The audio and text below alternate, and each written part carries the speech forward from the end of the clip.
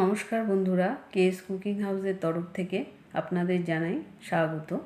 আজকে আমি বানাবো সবজি দিয়ে ট্যাংরা মাছের পাতলা ঝোল। তাহলে চলুন রেসিপিটি দেখে নেওয়া যাক।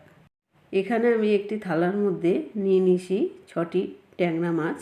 এই ট্যাংরা মাছগুলি দেশি ট্যাংরা, এগুলি একটু ছোট সাইজের হয়। ট্যাংরা মাছ যে দেশি সেটা বুঝবেন কি করে? এই যে দেখুন, এই মাছগুলির মুখের দুদিকে সুর আছে। এবার আমি এই মাছটির সুরগুলি একটি কাঁচির সাহায্যে কেটে নিচ্ছি, মুখের দুদিকের সুরটাই। আপনারা চাইলে বটি দিয়েও কেটে নিতে পারেন।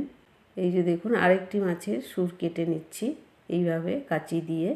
এইভাবেই আমি বাকি যে 4টি মাছ আছে সেই মাছের সুরগুলি এইভাবে কেটে নিচ্ছি।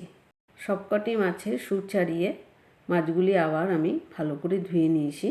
এবার মাছগুলি ম্যারিনেট করে নেব, সেই জন্য এর মধ্যে দিয়ে দিচ্ছি 1/2 চা চামচ নুন আর 1/4 চামচ হলুদের গুঁড়ো। এবারে নুন আর হলুদটা মাছের সাথে ভালোভাবে মাখিয়ে নিচ্ছি। মাছগুলিতে নুন হলুদ ভালোভাবে মাখিয়ে নিয়েছি। এবার আমি 10 মিনিটের জন্য মাছগুলি এইভাবে রেখে দিচ্ছি। আর এখন আমি কিছু সবজি কেটে নেব। সবজি হিসাবে এখানে নিয়ে নিয়েছি একটি বেগুন।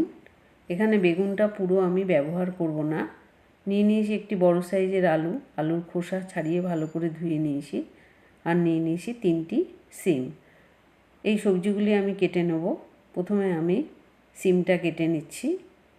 এই সিমটার প্রথমে শিরাগুলি আমি ছাড়িয়ে নিচ্ছি।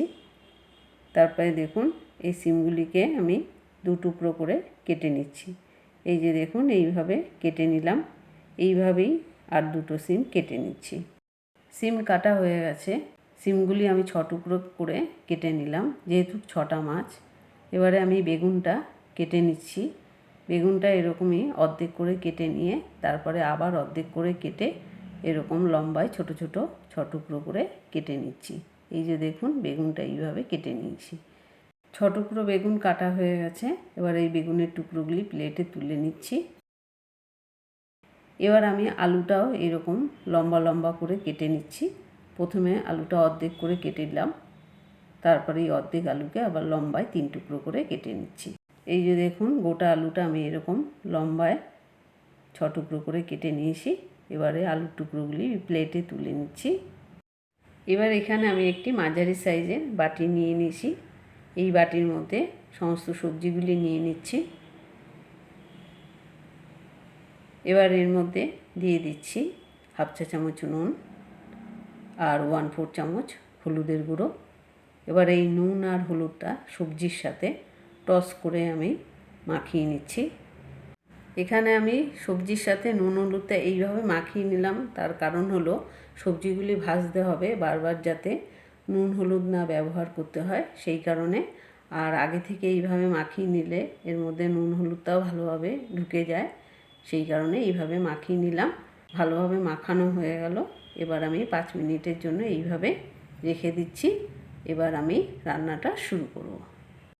গ্যাস ধরিয়ে কড়াই বসিয়ে নিয়েছি। প্রথমে আমি মাছ ভেজে নেব। তার জন্য কড়াইতে দিয়ে দিচ্ছি 3 টেবিল চামচ সরষের তেল। তেলটা ভালো করে গরম করে নিচ্ছি। তেল ভালো মতো গরম হয়ে গেছে। তেলের মধ্যে দিয়ে দিচ্ছি 1/4 চামচ নুন। এবারে তেলটা কড়াইয়ের গায়ে ভালোভাবে মাখিয়ে নিচ্ছি, যাতে মাছ ভাজার সময় মাছ কড়াইয়ের গায়ে না লেগে যায় সেই জন্য। আর এই সময় আমি গ্যাসের ফ্লেমটাকে একদম কমিয়ে দিচ্ছি। এবার আমি একটু একটু করে 6টি ট্যাংরা মাছই এই তেলের মধ্যে দিয়ে দিচ্ছি। ট্যাংরা মাছের গায়ে কোনো আঁশ থাকে না বলে এই মাছ ভাজতে গেলে তেল ছিটকায় চারদিকে, সেই জন্য আমি ঢাকা দিয়ে দিচ্ছি। আর গ্যাসের ফ্লেমটা মিডিয়াম করে 2 থেকে 3 মিনিটের মতো মাছের এক পিঠ হালকা করে একটু ভেজে নিচ্ছি। 2-3 মিনিট হয়ে গেছে। এবার আমি কড়াইয়ের ঢাকাটা খুলে নিচ্ছি। এবার মাছগুলি একটু উল্টে পাল্টে নিচ্ছি। এই যে দেখুন, মাছ হালকা ভাজা হয়ে গেছে। এবার মাছগুলি অপর পিঠগুলি ভালো করে উল্টে দিচ্ছি। এই যে দেখুন, সবকটি মাছই উল্টে দিয়েছি। আর যে পিঠটা ভেজে নিয়েছি এই যে দেখুন, এরকম হালকা করে ভেজে নিয়েছি। এবার অপর পিঠটাও আমি এইরকম হালকা করেই ভেজে নেব, তার জন্য ঢাকা দিয়ে দিচ্ছি। 2-3 মিনিট হয়ে গেছে, আবারও আমি কড়াইয়ের ঢাকাটা খুলে নিচ্ছি। এবারে আমি মাছগুলি একটু উল্টে পাল্টে নাড়িয়ে নিচ্ছি। এই যে দেখুন, মাছের অপর পিঠটাও আমার ভালো করে ভাজা হয়ে গেছে। এর বেশি আর আমি ভাজবো না। এবারে আমি মাছ ভাজাগুলি একটি পাত্রে তুলে নিচ্ছি। এই মাছ ভাজা তেলের মধ্যে এবার দিয়ে দিচ্ছি আলুর টুকরোগুলি। এবারে আলুর টুকরোগুলি একটু উল্টে পাল্টে নাড়িয়ে নিচ্ছি। এই অবস্থায় গ্যাসের ফ্লেমটা মিডিয়াম করে দিয়ে 2 মিনিটের মতো আলুগুলি হালকা করে ভেজে নিচ্ছি। আলু ভাজা হয়ে গেছে, এবার আলু ভাজাগুলি এই মাছ ভাজা পাত্রের মধ্যে তুলে নিচ্ছি। দিয়ে দিচ্ছি সিমের টুকরোগুলি। এই সিমের টুকরোগুলিও হালকা লাল করে ভেজে নেব। সিম হালকা লাল করে ভাজা হয়ে গেছে, সিম ভাজাগুলি তুলে নিচ্ছি। এবার এই তেলের মধ্যে দিয়ে দিচ্ছি আগে থেকে কেটে রাখা বেগুনের টুকরোগুলি। এবার আমি 2 থেকে 3 মিনিটের মতো মিডিয়াম টু লো ফ্লেমে বেগুনগুলি হালকা করে একটু ভেজে নিচ্ছি। বেগুনের টুকরোগুলি হালকা করে ভেজে নিতে হবে, কারণ এই বেগুনের টুকরোগুলি মাছের ঝোলে আবার দেব, না হলে গলে যাবে। সেই জন্য এবারে বেগুন ভাজাগুলি আমি তুলে নিচ্ছি। এখানে একটি বাটির মধ্যে 6টি বিউলির ডালের বড়ি নিয়ে নিয়েছি। এবারে এই বড়িগুলি হালকা লাল করে ভেজে নিচ্ছি। শীতকালে সবজি দিয়ে আর এই বিউলির ডালে বড়ি দিয়ে ট্যাংরা মাছের ঝোল করে দেখবেন, খেতে বেশ ভালোই লাগে। বড়ি ভাজা হয়ে গেছে, বড়ি ভাজাগুলি আমি একটি পাত্রে তুলে নিচ্ছি। এবার আমি এই তেলের মধ্যে দিয়ে দিচ্ছি 2 টুকরো তেজপাতা। তেজপাতাটা হালকা করে একটু ভেজে নিচ্ছি। দিয়ে দিচ্ছি 1/4 চামচ কালো জিরে। কালো জিরেটাও একটু হালকা করে ভেজে নিচ্ছি। এবারে দেখুন, এখানে একটি প্লেটের মধ্যে নিয়ে নিয়েছি একটি মিডিয়াম সাইজের টমেটো, ছোট ছোট টুকরো করে কেটে নিয়েছি।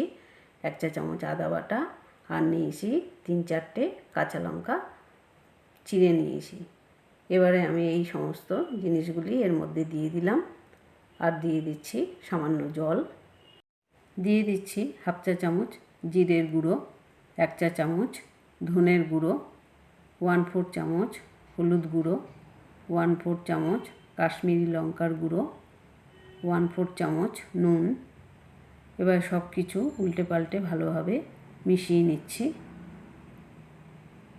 এখন আমি গ্যাসের ফ্লেমটা একদম লো করে দিয়ে 5 থেকে 6 মিনিটের জন্য ঢাকা দিয়ে মশলাটা ভালো করে কষিয়ে নিচ্ছি। 5-6 মিনিট পর ফিরে এলাম। এবারে কড়াইয়ের ঢাকাটা খুলে নিচ্ছি। এই যে দেখুন, মশলা থেকে তেল বেরিয়ে গেছে, তার মানে আমাদের মশলা ভালোভাবে কষে গেছে। আর এখানে টমেটোর টুকরোগুলো ভালোভাবে সিদ্ধ হয়ে গেছে। এবার আমি একটি খুন্তির সাহায্যে এই টমেটো টুকরোগুলি ভালো করে ম্যাশ করে দিচ্ছি।